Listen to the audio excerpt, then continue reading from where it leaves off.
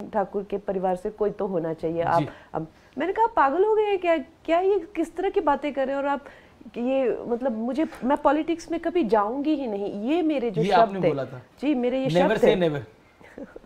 और अब आप सोचा नहीं था मैंने, अब वो कहती होंगी आप बेटा मैंने तो, तुम मुझे तो बोल रही थी कि मैं नहीं जाऊँ।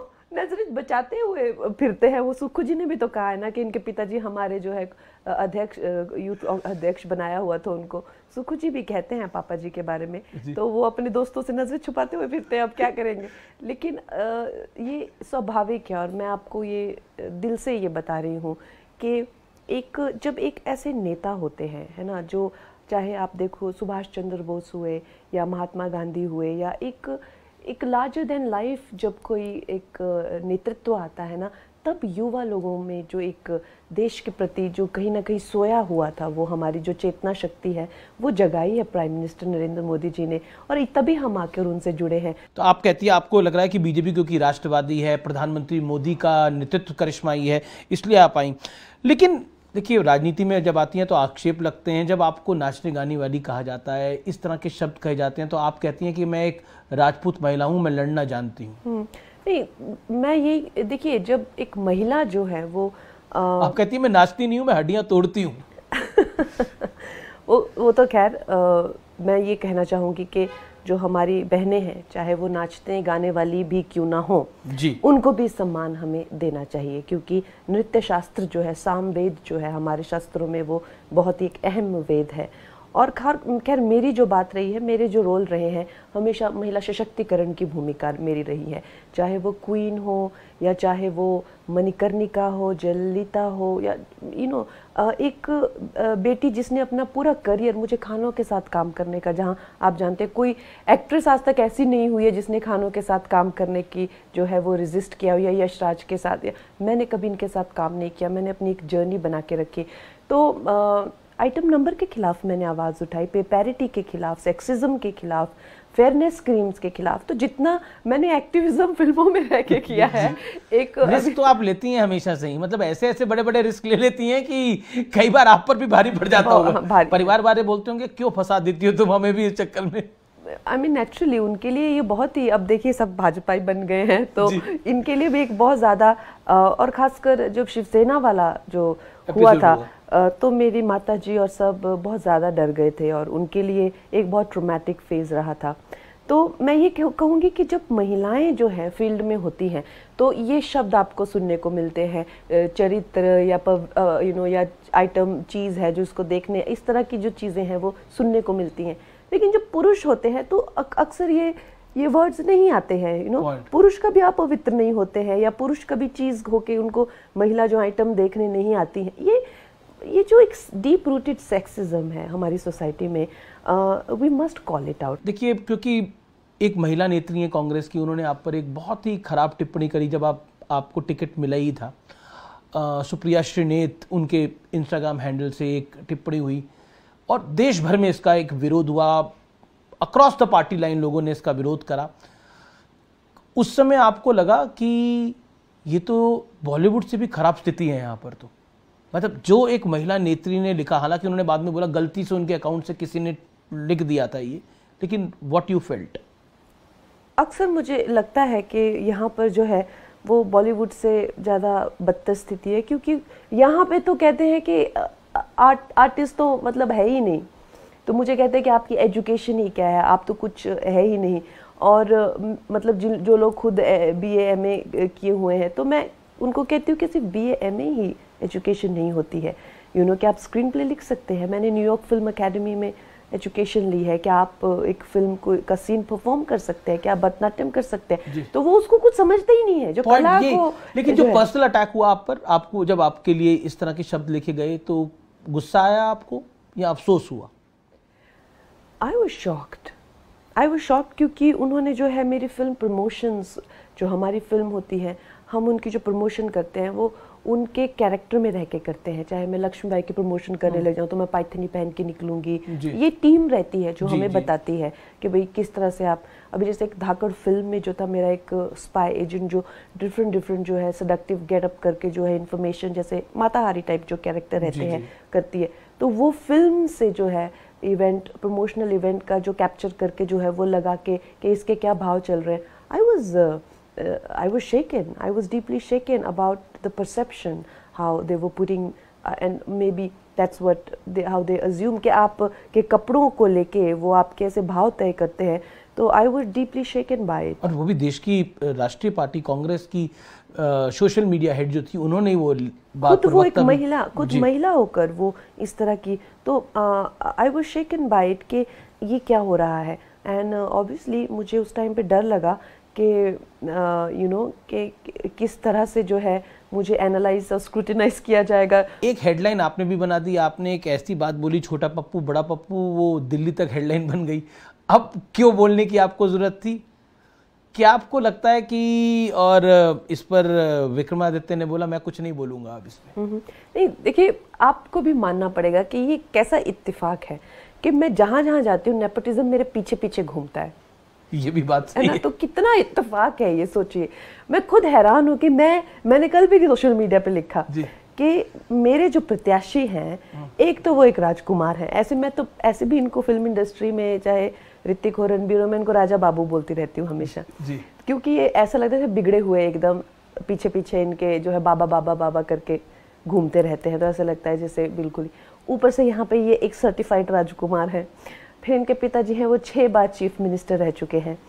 फिर उसके बाद माताजी जो हैं और उनके पिताजी मिलकर इनके परिवार से 8 बार मेंबर ऑफ पार्लियामेंट रह चुके हैं. 8 बार. माताजी खुद प्रदेश अध्यक्ष हैं, अभी एमपी हैं. ये खुद 10 साल से विधायक हैं. और ये जो खुद हैं पीडब्ल्यूडी मिनिस्टर अभी हैं इस टाइम पे. और इसके सिवा एक और मिनिस्ट्री रूरल डेवलपमेंट की इनके पास है. भैया और कितना मतलब और भी तो प्रदेश में बच्चे हैं और भी युवा हैं. मतलब आपको तो नैतिकता के अधिकार बेस पे कहना चाहिए कि भाई अब हमारी फैमिली अब नहीं खड़ेगी, या तो हम में से कोई एक जो है वो आगे आएगा और बाकी बच्चों को भी जो है वो मौका मिलना चाहिए. लेकिन आप देखिए इनके, ऐसा लगता है कि जैसे परिवारवाद का एकदम जैसे जो दीमक है वो इस प्रदेश को खा गया है. तो मुझे लगता है कि मुझे ही ये सब कैरेक्टर जो है क्यों मिलते हैं. तो ये छोटा पप्पू आपको किसी ने बताया था बोलने के लिए या आपने खुद बोल दिया था? देखिए अब क्या होता है ना कि जो प्रत्यक्ष दिख रहा है लोगों को, एक तरफ आप देख लीजिए जैसे कि ये अपने राहुल गांधी जी हो गए, वो वहाँ आज़ादी के टाइम से जवाहरलाल नेहरू, इंदिरा, फिर राजीव, फिर उसकी माता जी, और फिर अब मतलब कम ऑन यार. अब तो बहन उनकी कह रही है, अमेठी में गई थी स्मृति ईरानी के खिलाफ प्रचार करने के लिए, रायबरेली में भी वो गई थी. उन्होंने बोला इस बार ये आप रायबरेली में एक एमपी नहीं चुन रहे, आप देश का प्रधानमंत्री चुन रहे हो राहुल जी के लिए. तो मैं वही कह रही हूँ कि इनको नैतिकता के आधार पे कहना चाहिए कि भाई हमारा जो परिवार है अब पीछे हट रहा है, क्योंकि और भी जो लोग आपको लगता है ऐसा होगा पॉलिटिक्स के अंदर? तो आपको लगता नहीं ऐसा होना चाहिए? उनको उन्हीं बच्चों को चलाना है, उन्हीं को करना है. तो खैर अब फिल्म इंडस्ट्री जिसको देखना है देख लेते हैं. राजनीति में तो आपको लगता है कि क्या फिल्म इंडस्ट्री जिस तरह से थ्राइव करनी चाहिए थी वैसे कर रही है? नहीं, वहां भी नेपोटिज्म का दीमक जो खा गया. और इनको मिलते कौन है? मैंने ही इनका जो है वो बेड़ा गर्क करके जैसे महिषासुर का जो है वो संहार करती है. सारे मतलब ये नेपोटिज्म वालों का पंगा आप ही से होता है सबका. मैं खुद परेशान हूँ भाई, मैं खुद परेशान हूँ. मैं एक बड़ी शांति की जीवन जीना चाहती हूँ. कहाँ आप शांति का जीवन जीना चाहती हैं? पप्पू जो है मुझे ढूंढते हैं और फिर जो है वो खुद नष्ट हो जाते हैं. लोग मुझे कहते हैं फिर इसने इसको खत्म कर दिया. अच्छा चलिए, राजनीति का तो छोटा पप्पू, बड़ा पप्पू, मिडिल पप्पू सब आपने बता दिया. अब ये बॉलीवुड का बड़ा पप्पू और छोटा पप्पू कौन है? अरे बॉलीवुड में तो आपको पता है पूरी तरीके से जो है खानदानों ने उसको कैप्चर किया. वो तो मैं डे 1 से आपको, तो कोई तो होगा आपकी नजर में बड़ा. कौन है? नहीं देखिए, अभी करण जौहर जो है वो अपने पिताजी के बनाए हुए एम्पायर और रियासत पे इस तरह से बैठे हुए हैं. उनके खिलाफ उन्होंने मुझे कहा था लंदन में जाकर, उन्होंने कहा था, मैं उसको कहता हूँ कि निकल जाए फिल्म इंडस्ट्री से. सेम भाषा यूज करते. अरे गूगल करिए ना आप, निकल जाइए फिल्म. उनका बहिष्कार हुआ, सारे देश ने थूका था उन पे कि आप कौन होते हैं इसको धमका के निकालने वाले. तो कितनी गंदी बात उन्होंने कही ना. तो इससे पता चलता है कि अगर उनके पिताजी जो यश जौहर खुद होते, वो कभी ऐसे नहीं कहते. यश चोपड़ा ने खुद जो है वो शाहरुख खान को बनाया है. वो लोग, उनकी इंटेग्रिटी अलग थी क्योंकि वो जमीन से जुड़े हुए थे. शाहरुख खान को मानती है कि he is a real star? Of course, कुछ देखो, जो जो इंसान खुद स्ट्रगल करके बने हैं ना, उनमें उनकी इंटेग्रिटी को आप चैलेंज नहीं कर सकते। लेकिन जो माँ बाप के पैसे पे बैठ के खा रहे हैं ना, वो लोग जो है वो इस तरह की बातें, निकल जाओ, चले जाओ, यहाँ से जाओ, ये हमारा है, हम करेंगे, अरे फिर छोटे छोटे बच्चों की तरह बातें करते हैं और फिर उनको पप्पू कहते हैं, फिर उनको बुरा लगता है। तो बॉलीवुड में छोटा कौन दिखता है आपको? पप्पू मतलब आप देखिए, मैं अभी I don't want to get into all of that. आप जानते हैं कि जो पूरी फिल्म इंडस्ट्री है वो परिवारवाद से भरी हुई है। इनका पूरा ग्रुप है, जिन्हीं चाहे वो लड़कियां हो या लड़के हो, उन्हीं को प्रमोट किया जाता है, उन्हीं की फिल्में बनती है, बाहर आउटसाइडर्स को आने नहीं दिया जाता है। तो इस तरह से खैर प्रत्यक्ष को प्रमाण की क्या जरूरत है? आप क्यों चाहते हैं मेरे मुंह से निकले? और मैंने आज तक जो वहां पे क्या कम बोला है? लेकिन आपको भी मतलब आपकी एक फिल्म आई थी पंगा, आपको भी पंगा लेने की आदत है इन सबसे? अरे मुझे नहीं है, ये लोग मुझे ढूंढते हैं, ये लोग मुझे ढूंढते हैं। और इन लोगों को जो है लिटरली मैं कहती हूँ कि मैंने कभी सोचा था कि विक्रमादित्य मेरे अपोनेंट होंगे यहाँ पे? आप कभी सोच सकते हैं? वो अचानक कांग्रेस ने अचानक उनको अपोनेंट बना के दे दिया। तो फिर वो पहले तो कोई और लड़ने वाले थे, तो फिर विक्रमादित्य आगे। मतलब इस पूरे एरिया में सबसे धाकड़ कैंडिडेट वही माने जा रहे हैं। तो मैं वही कह रही हूँ, मैंने थोड़ी ना सोचा था। और सबसे बड़ी बात, जो फिल्म इंडस्ट्री में जाकर मैंने कहा था कि मुझे इल ट्रीट करो और मुझे जो यहाँ से निकालने की कोशिश करो, ये लोग खुद मुझे ढूंढते हैं। खुद जितना पप्पू गैंग है खुद मुझे ढूंढता है और फिर जी खुद बाद में कहते हैं हमें बर्बाद कर। लेकिन ऐसा नहीं है कि आपकी लोग प्रशंसा नहीं करते। मैंने आयुष शर्मा, उद्धव ठाकरे, मैंने उसको क्या आप सोचते थे मैंने उनको बोला कि आप आओ और मुझसे बैल मुझे मार? वो तो उन्होंने खुद मुझसे पंगा लिया। और जब राज ठाकरे होते तो उनकी और मेरी जबरदस्त दोस्ती होती। उनकी इंटेग्रिटी अलग है, इनकी इंटेग्रिटी अलग है, और आइडियोलॉजी की बात नहीं है, बात वही पप्पू परवरिश की है।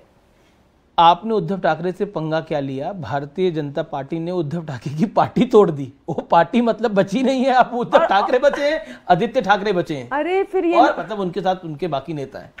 मैं वही कहती हूँ इनको, विक्रमादित्य को भी, कि तुम्हारे पास 2-2 मिनिस्ट्रियां। अब ये सत्ता की भूख ऐसा ना हो जो था वो भी तुम्हारे हाथ से जाए। राम मंदिर की प्राण प्रतिष्ठा की बात करते हैं, आप भी वहीं थी, मैं भी वहाँ था, हमारा ये सौभाग्य था कि हमें वो मौका मिला। क्या आपको लगता है राम मंदिर इस चुनाव में विषय है? क्योंकि आप हर जगह जय श्री राम के नारे भी लगाती हैं, हम बाकी भी रैलीज में जाते हैं, वहाँ पर भी इसी तरह होता है। प्रधानमंत्री मोदी की रैली में, गृह मंत्री अमित शाह की रैली में, JP नड्डा साहब की रैली में भी होता है। तो राम मंदिर क्या मुद्दा है या फिर भावना का विषय है?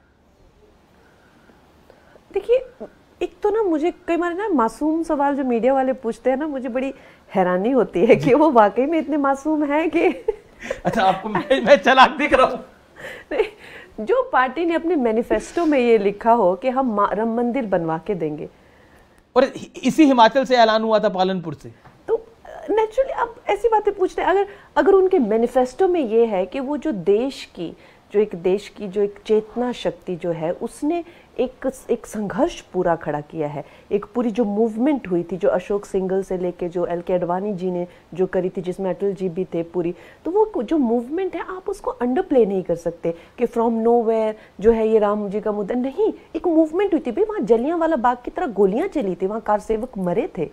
तो उसके बाद में अगर एक देश है वो कह रहा है कि भाई हमारे रामलला जो वो टेंट में सोए हुए हैं, और एक पार्टी है वो कहती है कि हाँ आप हमें, और ऐसा नहीं है कि दे आर इन पावर और दे फ्रॉम स्क्रैच। तो पार्टी ने राम मंदिर बनाया है देश के लिए, या देश ने ये पार्टी बनाई है राम मंदिर के लिए? Please understand two things. बहुत इंपॉर्टेंट बात। या देश ने ये पार्टी बनाई है राम मंदिर के लिए?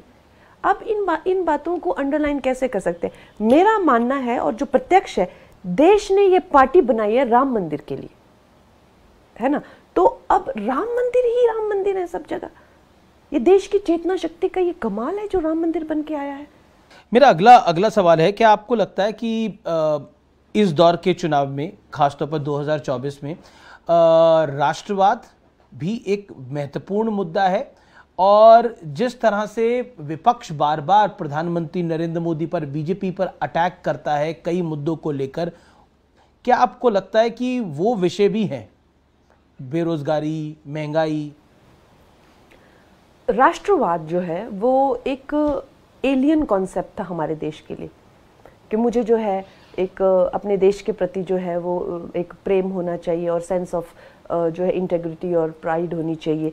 ये इसी को नेशनलिज्म कहते हैं ना, कि my country is the best, that is essentially nationalism.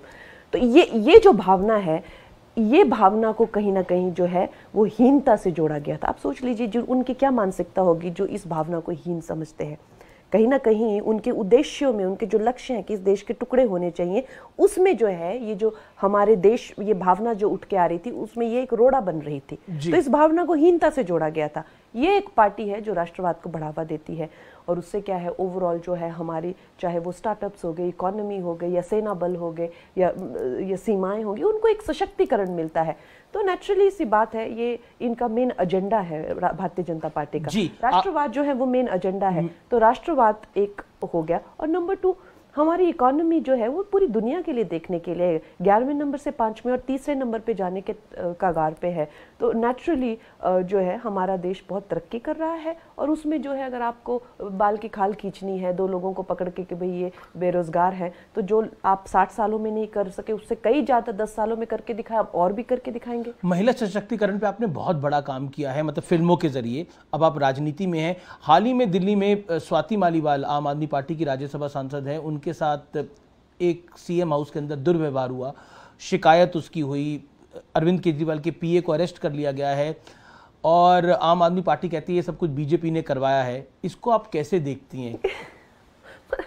हाँ दयार, मुझे एक बात समझ नहीं आती। एक तो एक सीएम है, वो भी जिस तरह से मैं कहती हूँ कि एक पेरोल पे एक सीएम है, जिस बाहर आए हैं बेल पे, इंटरिम, हाँ, जो एक सीएम है वो इंटरिम बेल पे बाहर आए हुए हैं और कहते हैं कि मैं जो है वो सत्ता नहीं छोड़ूंगा।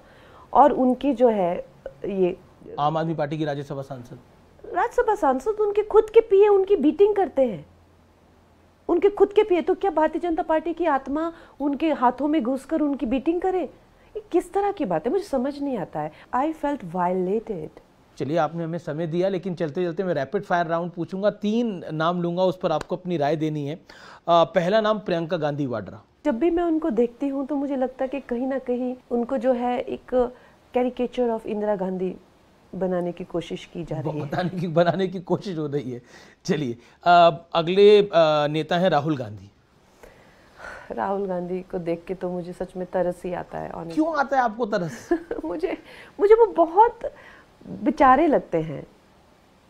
मुझे लगता है कि उनके साथ में वो सब हो रहा है, किया जा रहा है उनके साथ में, उनके बस की नहीं है, लेकिन उनकी माताजी उनको छोड़ती नहीं है। पर उनकी बहन कह रही है पीएम बनने वाले हैं वो इस बार। क्यों लगता है आपको? वो कहाँ पीएम बन सकते हैं? आपको लगता है कि भैया जो इंसान चांद पे आलू उगाना चाहता है फिर वो एकदम ब्लैंक हो जाते हैं कभी कभी बात करते करते, ऐसे थोड़ी। आपने उनकी स्पीचेस सुनी है कभी? मैंने सुनी है उनकी स्पीचेस, तो सुनने लायक उनकी स्पीचेस में कुछ भी नहीं है। वो बात भी नहीं ढंग से कर पाते हैं, ऐसा लगता है उनको पर्चियां दी होती हैं। और एक दिन तो मैंने वो नज़ारा देखा था, वो जाके प्रधानमंत्री को के गोद में बैठ के उनको हक कर लिया और कहते मोहब्बत की दुकान मुझे खोलनी है, फिर जाके ऐसे आंख मार दी। क्या मतलब, वो एक कार्टून कैरेक्टर यार, कम ऑन यार, मुझे हंसी आती है, मुझे एकदम कार्टून लगते हैं वो। बिल्कुल आखिरी सवाल है ये वाला चुनाव खत्म होने के बाद आप भी परिवार को अपने बढ़ाना चाहेंगी? You also want to get married?